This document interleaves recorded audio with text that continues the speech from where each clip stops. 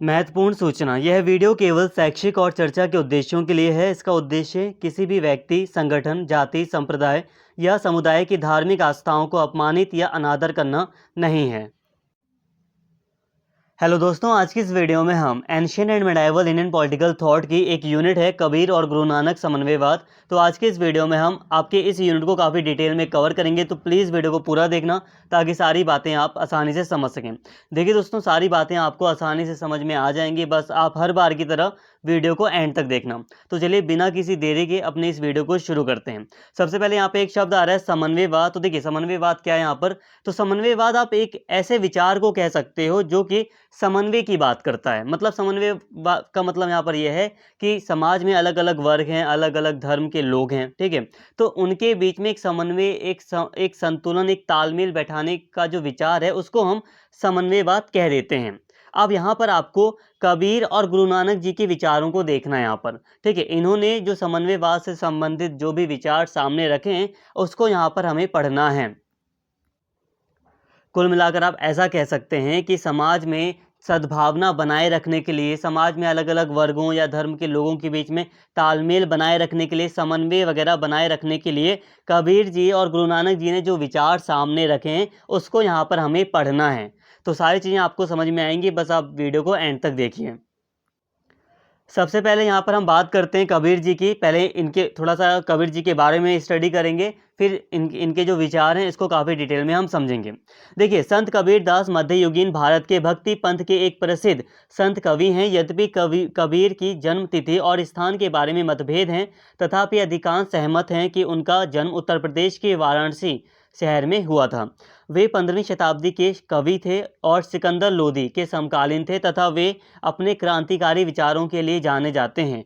वे बुनकरों के एक परिवार से संबंध रखते थे जो कि मूल रूप से इस्लाम में धर्मांतरित थे। लेकिन कबीर अपने शिक्षक, हिंदू भक्ति के नेता रामानंद से काफ़ी प्रभावित थे।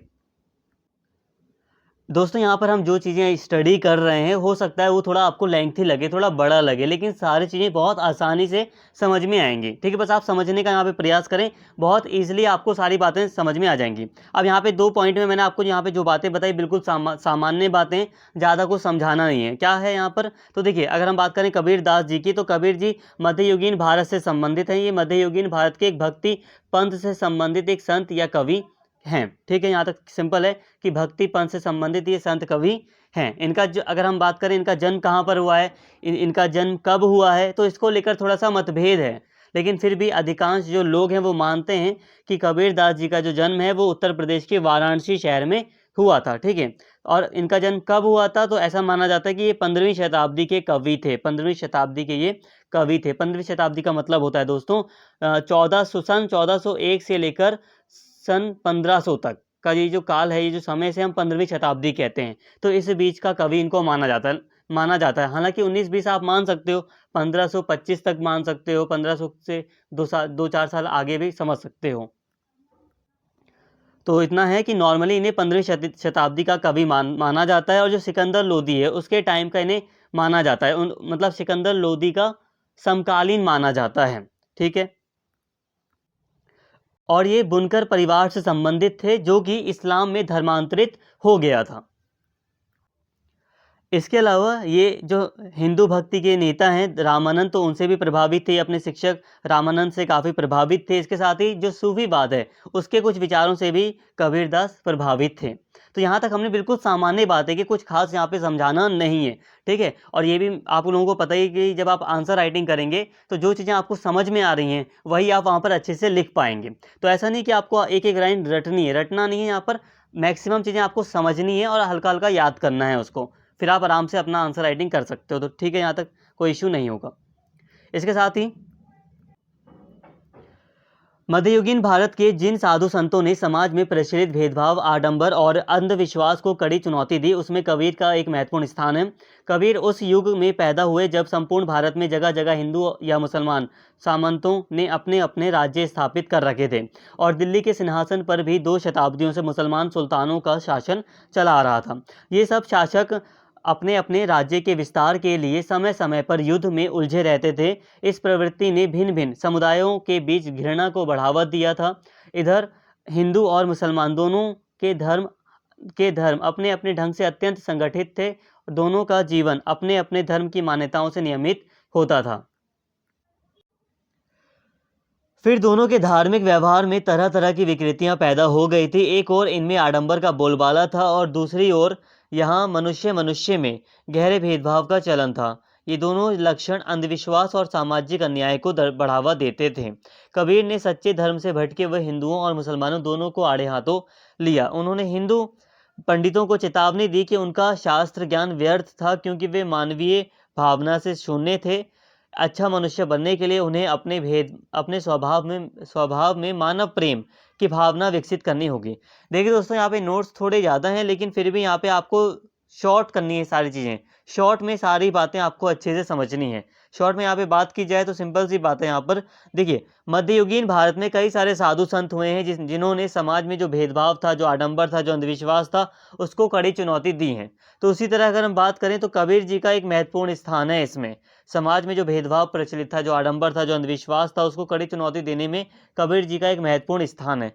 और कबीर जी के यहाँ पे टाइम पीरियड की बात की जा रही है कि उस टाइम पर कैसा माहौल था, क्या परिस्थितियाँ थी। तो कहा जा रहा है कि कबीर जी जब पैदा हुए थे तो उस समय भारत में जगह जगह हिंदू या मुसलमान सामंत जो थे वो अपने अपने राज्य स्थापित कर रहे थे। ठीक है। इसके अलावा दिल्ली के सिंहासन पर 2 शताब्दियों से, ठीक है, 2 शताब्दियों से मुसलमान सुल्तानों का शासन चला आ रहा था। इसके अलावा ये जो हिंदू और मुसलमान, ये दोनों ही जो धर्म थे, ये अपने अपने ढंग से संगठित थे। मतलब दोनों ही धर्मों के जो लोग थे, तो उनका जो जीवन था वो अपने अपने धर्म की मान्यताओं से नियमित होता था। ये दोनों ही धर्म अपने अपने ढंग से संगठित थे। तो यहाँ पर ये सामान्य बातें हो रही हैं, लेकिन यहाँ पे एक महत्वपूर्ण बात यह है कि यहाँ पे देखिए जो कबीरदास जी हैं, अब उन्होंने क्या देखा कि उन्होंने देखा कि हिंदू और मुसलमान दोनों ही धर्मों में कई सारी विकृतियाँ उन्हें दिखाई दी।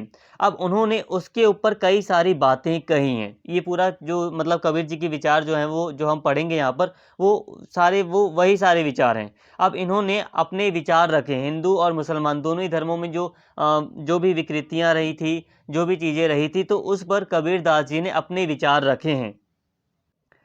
समाज में दोस्तों जो अंधविश्वास था, जो अन्याय हो रहा था, जो भेदभाव वगैरह था, तो उसको उसको चुनौती दी है कबीरदास जी ने। अपने दोहे के रूप में कई सारी बातें कबीरदास जी ने कही हैं, जिसको अभी हम आगे अच्छे से समझेंगे। तो हिंदू और मुसलमान दोनों को ही इन्होंने आड़े हाथों लिया है, मतलब दोनों के लिए इन्होंने बातें कही हैं। जैसे कि यहाँ पे इन्होंने हिंदू पंडितों को चेतावनी दी कि आपका शास्त्र ज्ञान व्यर्थ था। ठीक है। इन्होंने मतलब यहाँ पर मानवीय भावना को महत्वपूर्ण माना। इन्होंने कहा कि मानव प्रेम ज़्यादा महत्वपूर्ण है। जो मानवीय भावना है उसको काफ़ी महत्व दिया। कबीर के समय में हिंदुओं का वर्णाश्रम धर्म अत्यंत विकृत हो चुका था। व्यक्ति को जन्म के आधार पर ही ऊंचा या नीचा माना जाता था, कर्म या आचरण के आधार पर नहीं। इस दृष्टिकोण को चुनौती देते हुए कबीर ने यह मान्यता रखी कि मनुष्य अपने चरित्र के आधार पर ही ऊंचा या नीचा होता है, जन्म के स्थान पर नहीं। इसके साथ ही दोस्तों, समाज में जो वर्ण के आधार पर जो मतलब वर्ण जो व्यवस्था थी, उसमें कबीरदास जी ने यहाँ पर जो कैरेक्टर है, जो चरित्र है, उसको ज़्यादा इंपॉर्टेंस दी। यहाँ पे जो जन्म के आधार पर जो ऊंचा या नीचा जो वर्ण होता है, उसको इन्होंने नकारा, उसको इन्होंने चुनौती दी और कहा कि जिस मनुष्य का चरित्र जितना अच्छा है, वो उतना ही ऊंचे वर्ण का माना जाना चाहिए। ऐसा विचार इन्होंने रखा। दोस्तों आगे बढ़ने से पहले एक बात यहाँ पे और मैं कह देता हूँ। देखिए, यहाँ पर जो भी बातें हो रही हैं, यहाँ पे हम सिलेबस के अकॉर्डिंग पढ़ रहे हैं। ठीक है। यहाँ पे ये एक एजुकेशनल वीडियो है।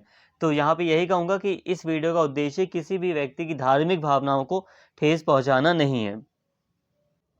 यहाँ पे कबीरदास जी जो भी बातें रख रहे हैं सामने, वही बातें यहाँ पे मैं आपके लिए रख रहा हूँ। अब देखिए आगे यहाँ पर है कि जो दूसरों के दोष देखकर उनकी हंसी उड़ाते हैं, उन्हें कबीर ने अपने भीतर झांकने की सलाह दी, ताकि वे अपने दोषों को पहचान कर उनके निवारण का प्रयत्न करें। तो यहाँ पे कबीरदास जी ने उन लोगों को कहा है, जो लोग दूसरे के दोष देखते हैं, दूसरे की जो गलतियाँ देखते हैं और उनकी हंसी उड़ाते हैं, तो उनको कबीरदास जी ने यहाँ पर कहा है कि वो पहले अपने अंदर देखें और अपने जो दोष हैं उनको सुधारें। ये सलाह दी है। कबीर की दृष्टि में सच्चा संत वही है जो दूसरों का दुख दर्द समझता है और उसे दूर करने का प्रयास करने के लिए मतलब तत्पर रहता है, अन्यथा वह नास्तिक और निरशंस है। मैं स्याही या कागज को, अब यहाँ पे एक दोहा है, अब इसे यहाँ पे सुनिए ध्यान से। मैं स्याही या कागज़ तो नहीं छूता, इस हाथ ने कभी कलम नहीं पकड़ी। 4 युगों की महानता कबीर अकेले अपने मुंह से बताते हैं। देखिए, इससे ये जो दोहा है, इससे ये निष्कर्ष निकाला जा सकता है कि उन्होंने स्वयं कोई ग्रंथ नहीं लिखा था और विभिन्न ऐतिहासिक काल में उनके अनुयायियों द्वारा उनके मौखिक उपदेशों को श्रद्धापूर्वक आगे बढ़ाया गया है। कबीर के दोहे, भजन, आसन, भक्ति गीत आध्यात्मिक, गीतात्मक और काव्यात्मक गुणवत्ता से संकलित हैं और ये आदि ग्रंथ पंचवाणी, सर्वांगीणी,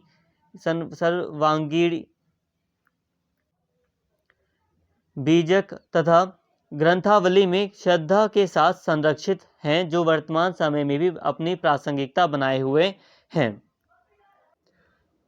उन्होंने धर्म की सीमाओं को पार किया तथा अपने आध्यात्मिक विचारों व यथार्थ अभ्यास में दोनों में सबसे बड़ी ऊंचाइयों तक पहुँचे। उन्होंने स्वयं को पूर्ण रूप से हिंदुओं या मुस्लिमों के साथ नहीं जोड़ा। अब देखिए दोस्तों, ये जो दोहा है, इससे साफ निष्कर्ष निकलता है कि कबीरदास जी ने स्वयं कोई ग्रंथ वगैरह नहीं लिखा था। उनके जो अनुयायी वगैरह थे, उन्होंने उनके जो मौखिक उपदेश थे उसको आगे बढ़ाया, ठीक है। और आगे चलकर उनके जो मौखिक उपदेश थे, उनके जो दोहे वगैरह थे, जो बातें कबीरदास जी के द्वारा कही गई थी, बताई गई थी, उपदेश के रूप में दिया गया था, जो भी चीज़ उनके द्वारा भजन भक्ति गीत के रूप में जो भी चीज़ें उनके द्वारा कही गई थी, तो उनको अलग अलग कई सारे ग्रंथ हैं, तो उसमें शामिल किया गया है। जैसे कि आदि ग्रंथ हो गया, पंचवाणी हो गया, सर्वांगी हो गया, बीजक हो गया, ग्रंथावली हो गया। तो ये अलग अलग ग्रंथ हैं, ठीक है। इनमें अच्छे से संरक्षित किया गया है कबीरदास जी के जो दोहे हैं, जो भी बातें उन्होंने उपदेश के रूप में कही हैं, उनको यहाँ पर अच्छे से संरक्षित किया गया है। ऐसा नहीं कि सारी बातों को बिल्कुल सारी A to Z नहीं, लेकिन थोड़ी थोड़ी चीज़ें हमें यहाँ इन सभी ग्रंथों में देखने को मिलती हैं। इसके साथ ही यहाँ पर एक इम्पॉर्टेंट बात ये कही जा रही है कि उन्होंने स्वयं को पूर्ण रूप से कभी भी ना तो हिंदुओं के साथ जोड़ा, ना ही मुस्लिमों के साथ जोड़ा। उन्होंने स्वयं को कभी भी किसी एक धर्म के साथ नहीं जोड़ा। वे हिंदू एवं मुस्लिम दोनों समुदायों के मध्य समान रूप से लोकप्रिय थे, क्योंकि वे अपनी दूर दराज की यात्राओं के दौरान लोगों की भावनाओं तथा भावुकताओं से भली भांति जुड़ जाते थे। हिंदू और मुसलमान अपने धर्म की श्रेष्ठता का दावा करते हुए जिस तरह के विवाद में उलझे थे, उस पर कबीर ने गहरी चोट की। तो दोहे के रूप में दोस्तों कबीरदास जी ने कई सारी बातें की हैं, जो थोड़ी सी कड़वी लगती हैं, लेकिन एक दोहे के रूप में उन्होंने ये सारी बातें की हैं। मैंने कहा यहाँ पे कि थोड़ी सी बातें कड़वी लगती है, लेकिन इसका मतलब ये नहीं है कि मैं कबीरदास जी का क्रिटिक कर रहा हूँ कोई भी। कड़वी का मतलब यहाँ पर ये है कि कुछ कड़वी बातों के रूप में कबीरदास जी कुछ चीज़ें समझाना चाहते हैं। जैसे कि यहाँ पर है कि हिंदू कहे मोहे राम प्यारा, तरुक कहे रहमाना, आपस में दो लरी लरी मुए, मरम ना काहू जाना। यहाँ पर कुल मिलाकर वो समानता की बात कर रहे हैं। अभी मैं आपका अच्छे से रीड करके आपको समझाऊंगा। यहाँ पे कुल मिलाकर वो कह रहे हैं कि समानता है, सभी मनुष्य समान हैं। सब मनुष्यों की समानता पर बल देते हुए कबीर ने जो तर्क दिया वह श्री गुरु ग्रंथ साहब में भी संकलित है। राम और रहमान की एक रूपता और सब मनुष्यों की समानता का संदेश कबीर की एक ऐसी मान्यताएं थी, जिन्होंने भारत में समन्वित संस्कृति की नींव को सुदृढ़ करने में, सद्भावना बनाने में, समन्वय की व्यवस्था बनाने में विशेष भूमिका निभाई। कबीर ने हिंदू और मुस्लिम धर्म के प्रतीकों में भेद मिटाकर इन दोनों में सद्भावना स्थापित करने की राह दिखाई। तो कुल मिलाकर कबीरदास जी यहाँ पर समानता की बात कर रहे हैं कि मनुष्य की समानता की बात यहाँ पर कर रहे हैं वो। मनुष्य का जीवन कितना क्षणभंगुर है, यह दर्शाने के लिए कबीर ने पानी के बुलबुले और प्रभात के तारे के दृष्टांतों का सटीक एवं सार्थक प्रयोग किया। मृत्यु के ग्रास से कोई नहीं बचा। कबीर ने ये चेतावनी बहुत मुखर स्वर से दी है। जैसे कि यहाँ पे देखिए, पानी केरा बुदबुदा असमानस की जात, देखते ही छिप जाएगा जो तारा प्रभात। देखिए दोस्तों, यहाँ पर एक मानव जीवन की तुलना पानी के बुलबुले से की गई है, फिर प्रभात के तारे का एग्जाम्पल दिया गया है। इससे ये बताया जा रहा है कि मनुष्य का जो जीवन है वो बहुत बड़ा नहीं है। जैसे कि पानी का जो बुलबुला है वो बनता है फिर खत्म होता है, तो उसी तरह मनुष्य का जीवन भी है। इसके साथ ही जैसे कि एक अंधेरा होता है, तो नहीं, जैसे कि यहाँ पे देखिए अंधेरा होता है और तारे चमकते हैं, ठीक है, लेकिन जैसे ही सुबह होती है तो तारे मतलब छुप जाते हैं, तारे नहीं दिखाई देते हैं। तो उसी तरह यहाँ पे मनुष्य के जीवन को बताया जा रहा है कि मनुष्य का जीवन कितना क्षणभंगुर है, मतलब कोई बहुत बड़ा जीवन नहीं है। मृत्यु के ग्रास से कोई नहीं बचा, ये भी बताने का प्रयास किया जा रहा है। जैसे कि आए हैं सो जाएंगे, राजा रंग फकीर, एक सिंहासन चढ़ी चले, एक बंधे जंजीर। मतलब चाहे राजा हो, चाहे रंक हो, चाहे मतलब कोई मतलब सिंहासन पर बैठा हो, चाहे कोई जंजीर में बंधा हो, सभी को आए हैं तो सभी को एक दिन जाना है। कोई कितना भी शक्तिशाली क्यों ना हो, दुर्बल को सता कर वह स्वयं भी भस्म हो जाएगा। देखिए दोस्तों, कबीर जी के द्वारा यहाँ पे ये जो बातें कही जा रही हैं उसका उद्देश्य यही है कि कबीर जी मनुष्य के जीवन को बता कर कि मनुष्य का जीवन कितना क्षणभंगुर है, मृत्यु के ग्रास से कोई नहीं बचा, ये सारी बातें बताकर कबीर जी एक तरह से यही समझा रहे हैं कि मनुष्य को सत्कर्म करने चाहिए, अच्छे काम करने चाहिए, लालच वगैरह नहीं करना चाहिए, समानता होनी चाहिए मनुष्यों की, ठीक है, किसी का शोषण नहीं करना चाहिए। यही सारी बातें कबीर जी यहाँ पर समाज में समझा रहे हैं। इसी कॉन्टेक्स्ट में आगे कुछ बातें हैं, जैसे कि जो लोग सांसारिकता में लिप्त होकर सुखी और संतुष्ट अनुभव करते हैं, उनसे ये लोग कहीं अच्छे हैं जो ज्ञान की साधना में लीन होकर संसार की विकृतियों को देखते हैं, दुखी होते हैं और उनके निवारण के उपाय सोचते हैं। जो मनुष्य अपना जीवन सत्कर्म में लगाता है, उसे मृत्यु का भय नहीं सताता। इस विचार को कबीर ने अपनी अनोखी शैली में इस तरह व्यक्त किया है: जब हम आए जगत में, जग हंसे हम रोए, ऐसी करनी कर चले, हम हंसे जग रोए। मतलब जब हम आए दुनिया में तो हम रो रहे थे और जग हंस रहा था, खुश था जग, लेकिन जब हम जा रहे हैं तो हम हंस रहे हैं,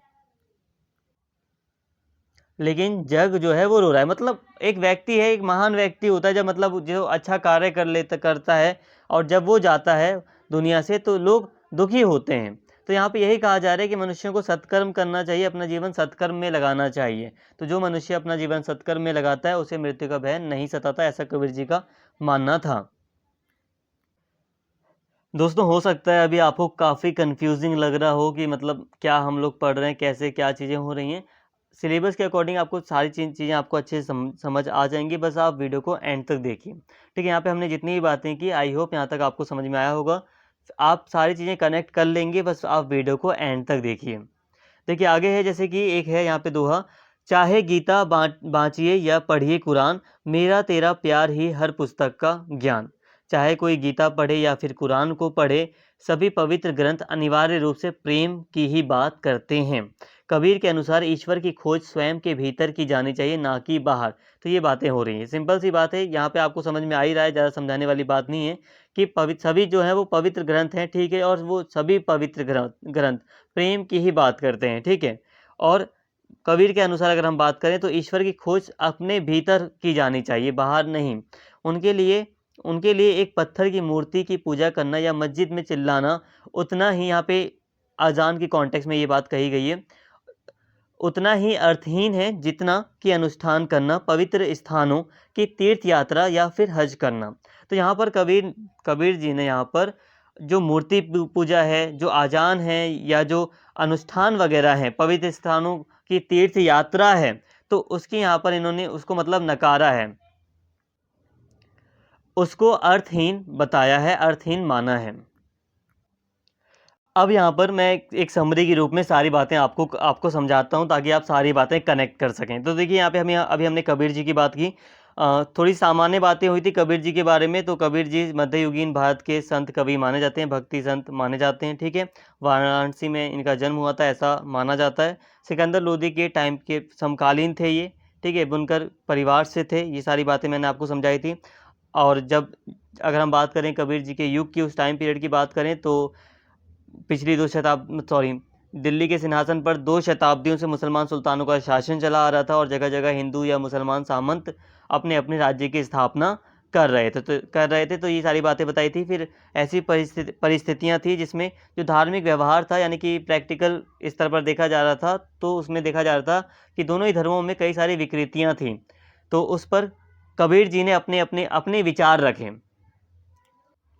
जैसे कि इन्होंने मानव प्रेम की बात की, ठीक है, मानव प्रेम पर ज़्यादा बल दिया इन्होंने। इसके साथ ही मनुष्य के चरित्र को अहमियत दी। जो वर्ण व्यवस्था के अंतर्गत जो सिस्टम था, जन्म के आधार पर वर्ण व्यवस्था जो थी, उसे इन्होंने चरित्र के आधार पर कहा कि व्यक्ति का चरित्र, कैरेक्टर डिसाइड करेगा कि व्यक्ति का वर्ण ऊंचा होगा या नीचा। इसके साथ ही इन्होंने ये सारी बातें कही हैं दोस्तों। यहाँ पे मैंने आपको समझाया कि सच्चा संत वही है जो दूसरे के दुख और दर्द को समझे। तो ये सारी बातें कुछ सामान्य बातें मैंने आपको बताई थी, ठीक है। इसके साथ ही और भी बातें हुई थी, जैसे कि यहाँ पे एक दोहा है, तो दोहे से हमें ये जानकारी मिलती है कि कबीर जी ने स्वयं कोई ग्रंथ नहीं लिखा था, उनके अनुयायियों के द्वारा उनके जो मौखिक उपदेश थे उसको आगे बढ़ाया गया था, फिर और कई सारे जो ग्रंथ है उसमें उनको शामिल किया गया। तो ये सारी बातें मैंने सामान्य रूप से आपको बताई थी, और उन्होंने कभी भी स्वयं को हिंदुओं या मुस्लिमों के साथ नहीं जोड़ा। और जब देखिए, जैसे मैं समझा रहा हूँ ना आपको, नॉर्मली ऐसे ही आप लिख भी सकते हैं अपने आंसर राइटिंग में भी, ठीक है। ऐसे ही आप लिख भी सकते हैं, कोई बहुत बड़ा कोई मतलब बहुत ज़्यादा मतलब यहाँ पे आपको ज़्यादा दिमाग नहीं लगाना है, जैसे मैं आपको समझा रहा हूँ वैसे ही आप लिख भी सकते हैं। हालांकि वो बात अलग है कि आप कुछ चीज़ें ऊपर नीचे कर सकते हैं, जैसे कि मान लो आप जो भी मैंने आपको पढ़ाया तो आप अपने अकॉर्डिंग भी चीज़ों को अरेंज कर सकते हैं। इसके साथ ही देखिए, यहाँ पर ये जो दोहे हैं, अगर हो सके तो 2 दोहे आप याद कर लो, 2 3 1 2 कुछ दोहे याद कर लो तो वो ज़्यादा अच्छा रहता है एग्जाम में। अगर आप कबीर जी के बारे में लिख रहे हो, दोहे लिख दोगे तो काफ़ी ज़्यादा बेस्ट रहेगा, क्योंकि इन्होंने अधिकतर बातें गीत के रूप में, दोहे के रूप में ही तो कही हैं। अगर याद हो पाता है तो याद कर लो, अगर नहीं याद हो पाता, टाइम नहीं है आपके पास उतना, तो अगर नहीं भी याद करोगे तो कोई ज़्यादा बड़ा इशू नहीं होगा। लेकिन फिर भी अगर आप याद कर लोगे 1 2 दोहे तो आपके लिए काफ़ी बेनिफिट रहेगा, ये कहूँगा आपको। लेकिन नहीं भी याद हो पाता तब भी आप उनके विचारों के रूप में अपना बना कर भी काफ़ी अच्छे से अपना आंसर लिख सकते हैं। उन्होंने मनुष्यों की समानता की बात की है, मनुष्य की समानता पर बल दिया है, ठीक है। उन्होंने मनुष्य के जीवन को क्षणभंगुर बताया, मतलब छोटा बताया है, मनुष्य का जीवन कोई बहुत बड़ा नहीं है। तो ये सारी बातें उन्होंने कही। उन्होंने सत्कर्म करने की बात की है, तो इसको आप थोड़ा अरेंज कर सकते हैं, ऐसी चीज़ें आप थोड़ा मतलब सही से लिख सकते हैं। उन्होंने क्या कहा है, ये आप लाइन लिख सकते हैं कि सभी जो ग्रंथ हैं, जितने भी पवित्र अलग अलग धर्मों के जो ग्रंथ हैं, वो प्रेम की ही बात करते हैं। इसके साथ ही आप यहाँ पर ये बातें भी ऐड कर सकते हैं, बहुत कम शब्दों में लिखिए, लेकिन इस बात को भी आप ऐड कर सकते हो कि जो कबीर है उन्होंने मूर्ति पूजा, मस्जिद में जो अजान होती है उसको, और अनुष्ठान या जो पवित्र स्थानों की तीर्थ यात्रा होती है, ठीक है। जैसे कि कोई पवित्र स्थान है, चाहे वो हिंदू धर्म का हो चाहे वो इस्लाम धर्म का हो, तो जो तीर्थ यात्रा होती है, अनुष्ठान, अनुष्ठान मतलब जो तरीका है पूजा करने का, जो जैसे कि यज्ञ हो गया है, दूसरे जो तरीके हैं अनुष्ठान वगैरह कार्यक्रम, अनुष्ठान जैसे कि पूजा वगैरह होती है, यज्ञ वगैरह, समारोह वगैरह होता है बड़ा, ठीक है। तो इसको अर्थहीन माना है कबीर जी ने, तो ये भी आप लिख सकते हो। इसके साथ ही हम थोड़ा यहाँ पे अलग से आपको और अच्छे से बता देता हूँ। तो देखिए, कबीर दास जी ने यहाँ पर सभी मनुष्यों की समानता का उपदेश दिया है, एक चीज़ ये हो गई, ठीक है। आप इसे पढ़ सकते हैं थोड़ा सा यहाँ पर 1 2 लाइन। इसके साथ ही मानवता के धर्म का प्रचार, इन्होंने मानवता का के धर्म मतलब मानवता को, मानवीय गुण को, ठीक है, मानवीय भावना को ज़्यादा अहमियत दी है। जैसे कि यहाँ पे लिखा है, एक दोहा है, जैसे कि पोथी पढ़ी पढ़ी जग मुआ, पंडित भया न कोय, ढाई आखर प्रेम का, पढ़े सो पंडित होए। तो मतलब यहाँ पे ये मानवीय बात कर रहे हैं, ठीक है। यहाँ पे एक्सप्लेन भी किया गया, आप इसे पढ़ भी सकते हैं, ठीक है। इसके साथ ही कबीर जी के जो विचार हैं उनसे हमें एक उपदेश ये भी मिलता है कि उन्होंने एक उपदेश ये भी दिया है कि सांसारिक कर्तव्यों के पालन हेतु प्रोत्साहन, मतलब जो सांसारिक कर्तव्य हैं, जो एक व्यक्ति के कर्तव्य हैं, जैसे कि मान लो जो त्याग होता है, कि एक आयु है, जैसे कि आश्रम धर्म के बारे में मैंने आपको पढ़ाया था मनु वाले चैप्टर में, तो एक निश्चित आयु आती है, फिर मनुष्य संन्यास भी ले लेता है, त्याग कर देता है। तो यहाँ पर उसको यहाँ पे उसकी प्रशंसा नहीं की है कबीर ने। कबीर ने कहा है सांसारिक जो कर्तव्य है उसका पालन किया जाए। अब थोड़ा डिटेल में इसको समझाता हूँ मैं। देखिए, कबीर त्याग की निंदा करते हैं क्योंकि उनका तर्क है कि संन्यास की आड़ में युवा लोगों का मोह भंग हो जाता है और वास्तव में वे त्याग करने के लिए स्वयं को धोखा देते हैं। उनका मानना था कि मुक्ति एकाकी जीवन जीने में नहीं बल्कि इस जीवन के एक युद्ध के मैदान के रूप में लेने के लिए है, ताकि लड़ाई से बच ना सके। मतलब देखो, एक इंसान के जीवन में कई सारे काम होते हैं, कई सारे संघर्ष होते हैं जो उसे करने होते हैं, कई सारी जिम्मेदारियां होती हैं। तो यहाँ पे कबीर जी कह रहे हैं कि सांसारिक कर्तव्यों का पालन करना चाहिए व्यक्तियों को। दोस्तों, यहाँ पर हमने कबीर जी और उनके विचारों को अच्छे से समझ लिया है। अब हम बात करते हैं यहाँ पर गुरु नानक जी की, ठीक है। यहाँ तक हमने कबीर जी के विचारों को देख लिया। अब हम गुरु नानक जी और उनके विचारों को अच्छे से समझते हैं। गुरु नानक का जन्म शेखपुर, अब पाकिस्तान, यानी कि अब पाकिस्तान में ये जगह, जिले के तलवंडी ननकाना साहिब में एक खत्री परिवार में हुआ। उनके पिता मेहता कालू और माता तृप्ता थी। गुरु नानक का जन्म सन 1469 में हुआ था। यद्यपि गुरु नानक एक हिंदू परिवार में पैदा हुए थे, फिर भी उन्हें हिंदी, संस्कृत और फारसी सीखने का अवसर मिला। यहाँ पे सामान्य बातें बताई जा रही हैं, ज़्यादा समझाने वाली चीज़ नहीं है। इनके पिता का नाम कालू था, मेहता कालू, और माता का नाम तृप्ता था दोस्तों। और इनका जो जन्म है वो शेखपुर जिले के तलवंडी में हुआ था, ठीक है, ननकाना साहिब में इनका जन्म हुआ था, और खत्री परिवार में इनका जन्म हुआ था। एक हिंदू परिवार में इनका जन्म हुआ था, लेकिन फिर भी इन्होंने भाषा के रूप में बात करें तो इन्हें हिंदी, संस्कृत और फारसी सीखने का अवसर मिला। यहाँ पर जितनी भी बातें अभी आपको मतलब पढ़ाई जाएंगी बहुत सिंपल है। अगर आप बस सुनेंगे, पढ़ेंगे अच्छे से, यहाँ पे आपको आसानी से समझ में आ जाएंगी। ज़्यादा चीज़ें यहाँ पे समझाने वाली नहीं है। गुरु नानक के जीवन के दर्ज पन्नों में उन्हें एक असाधारण व्यक्ति के रूप में वर्णित किया गया है, जो सभी मामलों में विशेष रूप से आध्यात्मिक लोगों पर अपने विस्तृत ज्ञान, समझ एवं तर्क संगत सोच से बड़ों और शिक्षकों का आश्चर्यचकित करते थे। मतलब यह है कि अगर हम बात करें गुरु नानक जी की, तो उनके जीवन में हमें यही देखने को मिलता है कि वो तर्क वगैरह अच्छे कर सकते थे, या वो जो शिक्षक थे, जो गुरु वगैरह थे, तो उनको मतलब वो आश्चर्यचकित कर देते थे अपने प्रश्नों वगैरह के द्वारा, अपने विचार से। गुरु नानक के समय में हिंदू एवं मुस्लिम बहुत ही घनिष्ठ संबंधों के साथ रहते थे और एक दूसरे के साथ निरंतर औपचारिक और अनौपचारिक संवाद कर रहे थे। उनके संवाद के परिणाम स्वरूप सहयोग और समन्वय की वृद्धि हुई एवं धार्मिक भेदभाव, घृणा, असहिष्णुता और हिंसा में कमी आई। लोगों ने गुरु नानक की भांति हिंदी, फारसी, संस्कृत जैसी विभिन्न भाषाएं सीखीं। उनकी विभिन्न स्थानों की यात्रा के दौरान भाई बाला एक हिंदू और भाई मर्दाना एक मुस्लिम उनके आजीवन साथी थे। तो यहाँ पे बताया जा रहा है कि गुरु नानक जी के देखिए एक हिंदू और एक मुस्लिम, ये दोनों आजीवन साथी थे उनकी यात्राओं के दौरान। गुरु नानक ने स्पष्ट रूप से शासक के अत्याचारों की निंदा की तथा अपमानजनक, अमानवीय व असमानता को बढ़ावा देने वाले अनुष्ठानों एवं समारोहों की निंदा की। उस समय के लोग धर्म, जाति, लिंग एवं वर्ग के आधार पर विभाजित थे। उन्होंने सह अस्तित्व की दिशा में उचित मार्ग दिखाकर शांति व सद्भाव स्थापित करने की चुनौती उठाई। तो देखिए दोस्तों, गुरु नानक ने स्पष्ट रूप से जो शासक है उसके अत्याचारों की निंदा की। इसके साथ ही दोस्तों, कोई ऐसा समारोह होता था, कोई ऐसा अनुष्ठान होता था जो कि असमानता को बढ़ावा दे रहा है या अमानवीयता को बढ़ावा दे रहा है, तो उसकी निंदा की जाती थी गुरु नानक जी के द्वारा। इसके साथ ही गुरु नानक जी ने यहाँ पे सह अस्तित्व की बात की या शांति और सद्भाव स्थापित करने का प्रयास किया। उन्होंने कभी किसी धर्म की आलोचना नहीं की, बल्कि शासकों के अत्याचारों और दलितों, गरीबों, नर्म, सहाय और अज्ञानी लोगों का शोषण करने के लिए धार्मिक नेताओं द्वारा जबरन प्रथाओं, अनुष्ठानों के लिए हमेशा आलोचनात्मक रहे। कुल मिलाकर मतलब यही दोस्तों कि जो अत्याचार वगैरह थे, जो शोषण था लोगों का, उसका इनके द्वारा विरोध किया गया, उसकी आलोचना की गई गुरु नानक जी के द्वारा। अब यहाँ पे दोस्तों इनके उपदेश समझ लेते हैं अच्छे से डिटेल में कि गुरु नानक जी के क्या क्या उपदेश हैं। तो उपदेश के रूप में यहाँ पे सारी बातें एक बार समझ लेते हैं। एक ईश्वरवाद। गुरु नानक ने एक ईश्वरवाद के सत्य का प्रचार किया। केवल एक ईश्वर है जो कि हर एक सृष्टि में निवास करता है। ईश्वर एक और निराकार है। यह सभी गुणों से रहित, निर्गुण है, वह निरपेक्ष है। ईश्वर ही ब्रह्मांड का निर्माता, पालनकर्ता और संहारक है। गुरु नानक के अनुसार राम, रहीम, गोविंद, गोपाल, हरि या जगदीश जैसे विभिन्न नामों का उपयोग करके भिन्न भिन्न प्रकारों से उनका स्मरण कर सकते हैं, लेकिन यह सत्य है कि ईश्वर केवल एक है, वह निर्विवाद एवं स्थायी है।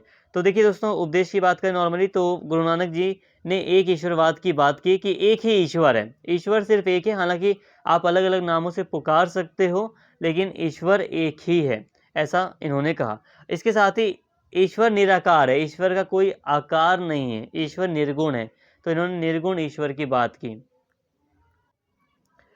इसके साथ ही सार्वभौमिक भाईचारा और सौहार्द। गुरु नानक ने लोगों के मध्य सार्वभौमिक भाईचारे और सौहार्द का प्रचार किया। उन्होंने तत्कालीन रीति रिवाजों, धार्मिक परंपराओं के साथ साथ हठ धर्मिता एवं सिद्धांतों की उनकी पूरी धारा को अस्वीकार कर दिया, जैसे कि ईश्वर की अवधारणा, ईश्वर का अवतार, जाति व्यवस्था, पुनर्जन्म व कर्म, आत्मा एवं मोक्ष, नरक व स्वर्ग, देवी देवता तथा मूर्ति पूजा। गुरु नानक ने दमनकारी शासकों और उनके सहयोगियों की भी भर्त्सना की। उन्होंने सार्वभौमिक स्वतंत्रता एवं सभी के लिए न्याय के एक उदार शासन, उदार मतलब है जिसमें दया हो, उदार शासन की स्थापना के लिए आवाज उठाई और विश्व को स्वतंत्रता, प्रेम, सम्मान, न्याय व समानता पर आधारित सार्वभौमिक मानवतावाद का एक अनूठा, क्रांतिकारी और मुक्तिदायक दर्शन दिया, जो सभी व्यक्तियों के लिए लागू होता है। उन्होंने जाति, धर्म और पंथ के आधार पर सभी भेदों को समाप्त करने का समर्थन किया। तो देखिए दोस्तों, यहाँ पे सार्वभौमिक भाईचारे और सौहार्द का उपदेश गुरु नानक जी के द्वारा दिया गया।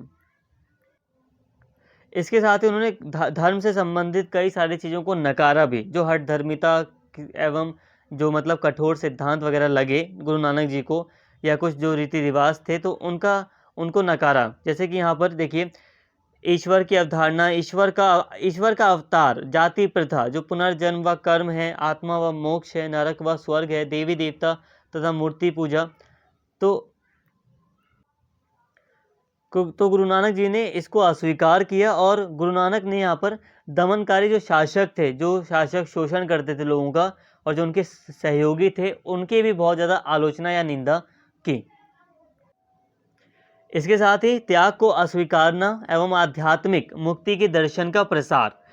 गुरु नानक ने दृढ़ता से त्याग को अस्वीकार कर दिया। यह माना कि सांसारिक मामलों में संलग्न होने और परिवार व समुदाय के प्रति अपने कर्तव्यों का पालन करते हुए मोक्ष की प्राप्ति संभव है। गुरु नानक के अनुसार विश्व ईश्वर की रचना का भाग है तथा यह ईश्वरीय उद्देश्य का प्रतिबिंब है। मनुष्य को इसमें रहना ही है एवं इससे अशुद्धियों, वासना, लोभ, क्रोध, स्वार्थी इच्छाओं, निंदा से अप्रभावित रहने की अपेक्षा की जाती है। इसके अतिरिक्त मनुष्य को अच्छे कार्यों में संलग्न होना चाहिए और प्रेम, करुणा व सेवा के माध्यम से मानवीय स्थिति में सुधार करना चाहिए। तो कुल मिलाकर यहाँ पर त्याग को अस्वीकारा है गुरु नानक जी ने। यहाँ पर देखिए, जो त्याग है उसको यहाँ पे जैसे कबीर जी ने बात की थी, तो वैसे यहाँ पे गुरु नानक जी भी बात कर रहे हैं।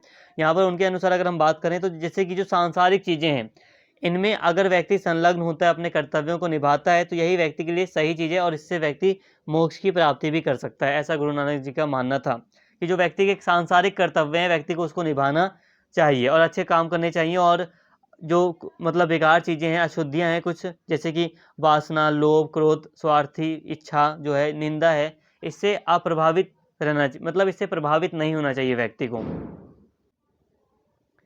इसके साथ ही दोस्तों, औपचारिकतावाद का विरोध और मानवतावाद का प्रसार।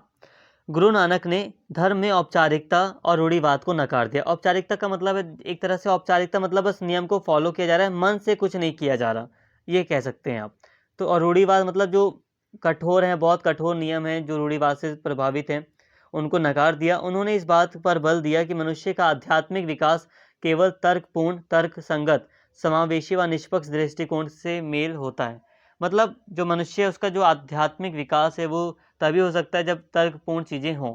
तर्कपूर्ण, जब मनुष्य को स्वतंत्रता हो कि वो तर्क कर सके, तर्क वितर्क कर सके मनुष्य, और निष्पक्ष दृष्टिकोण हो, तभी मनुष्य का आध्यात्मिक विकास हो सकता है, जो कि समारोह व अनुष्ठान करने से कहीं अधिक महत्वपूर्ण है। आध्यात्मिक विकास को ज़्यादा महत्वपूर्ण माना है, ये भी बात है। गुरु नानक ने अपने अनुयायियों से भौतिकवाद और आत्म केंद्रित दृष्टिकोण के स्थान पर नैतिक और मानवीय मूल्यों को प्राथमिकता देने का आग्रह किया। गुरु नानक एक मानवतावादी विचारक थे जिन्होंने समानता, न्याय, स्वतंत्रता और सभी के विकास का समर्थन किया।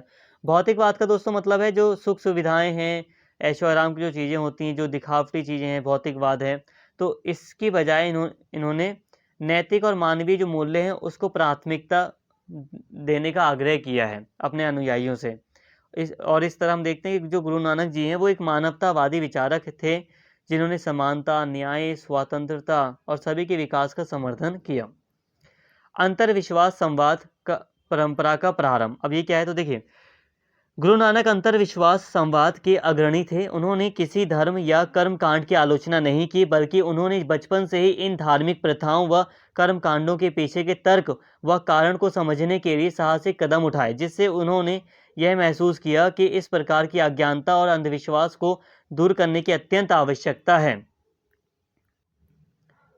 एक छोटे बच्चे के रूप में गुरु नानक ने अपने शिक्षक गोपाल पंडित के साथ अपना प्रथम खुला संवाद किया तथा अपने मुस्लिम शिक्षक मौलवी कुतुबुद्दीन के साथ एक विनम्र संवाद भी किया। उन्होंने अपनी यात्राओं के दौरान विभिन्न धार्मिक समूहों के मध्य संवाद की संस्कृति को बढ़ावा दिया, चाहे वे हिमालय के योगी हों या फिर मक्का के मौलवी हों। तो कुल मिलाकर दोस्तों, अंतर संवाद परंपरा का प्रारंभ, मतलब संवाद की भी बात की, मतलब अंतर्विश्वास संवाद, संवाद हो लोगों के बीच में। ठीक है, जैसे कि अलग अलग जो धर्म हैं, तो उन अलग अलग जो मतलब जो भी प्रथाएं भी हैं, तो उनके बीच में मतलब संवाद होना चाहिए, बात होनी चाहिए कि आखिर क्या चीज़ क्यों हो रही है, तर्क क्या है। किसी मान लो कोई प्रथा है, तो अब कोई प्रथा फॉलो की जा रही है, तो लोगों को ये जानना चाहिए कि उस प्रथा के पीछे क्या तर्क है। इसके अलावा अलग अलग जो धर्म है, तो उन्हें भी आपस में संवाद करना चाहिए। तो ये सारी बातें की हैं गुरु नानक जी ने। तो इससे अज्ञानता और अंधविश्वास दूर करना काफ़ी मतलब आसान हो सकता है। तो ये अंतर्विश्वास संवाद को भी महत्वपूर्ण माना है। इसके साथ ही लैंगिक समानता, ठीक है, लैंगिक समानता का मतलब है कि स्त्री पुरुष की समानता। गुरु नानक ने इस बात पर बल देते हुए कहा कि महिलाओं के बिना जीवन का अस्तित्व समाप्त हो जाएगा। वही सभी की जन्मदाता, पालन पोषण और देखभाल करती हैं। यह भी कहा कि पुरुष एवं महिला दोनों उस एक ही दिव्य प्रकाश से प्रभावित होते हैं। महिलाओं को कलंकित करने और उनके साथ दुर्व्यवहार करने के बजाय उन्हें प्रोत्साहित तथा सम्मानित किया जाना चाहिए। तो ये चीज़ है कि लैंगिक समानता की बात की गई गुरु नानक जी के द्वारा। अगर हम बात करें गुरु नानक जी के उपदेश की, तो एक बहुत महत्वपूर्ण उपदेश था लैंगिक समानता। महिलाओं को पुरुषों के समान माना। ठीक है, महिलाओं को मतलब काफ़ी ज़्यादा महत्वपूर्ण, मतलब यहाँ पर है कि गुरु नानक जी ने लैंगिक समानता की बात की कि महिलाओं को प्रोत्साहित किया जाना चाहिए, उनके साथ दुर्व्यवहार नहीं किया जाना चाहिए। तो महिलाओं को काफ़ी मतलब सम्मान दिया है यहाँ पर। तो दोस्तों, यहाँ तक हमने गुरु नानक जी के विचारों को काफ़ी अच्छे से समझ लिया। तो इस तरह ये जो आपकी यूनिट थी कबीर और गुरु नानक समन्वयवाद, ये अच्छे आपकी यूनिट खत्म होती है। यहाँ तक आपको आई होप सारी बातें अच्छे से क्लियर हो गई होंगी। यहाँ पे हमने सारी बातें कर ली, समन्वयवाद आपको मैंने समझा दिया, और समन्वयवाद के कॉन्टेक्स्ट में इन्हीं के कबीर जी और गुरु नानक जी के विचार थे। आई होप सारी बातें आपको अच्छे से क्लियर हो गई होंगी। उम्मीद करता हूँ वीडियो आपको पसंद आई होगी। अगर वीडियो अच्छी लगी हो तो प्लीज़ कमेंट करके ज़रूर बताएं, वीडियो को लाइक करें, शेयर करें, और अगर आपने चैनल को सब्सक्राइब नहीं किया है तो चैनल को सब्सक्राइब कर लें। Thank you.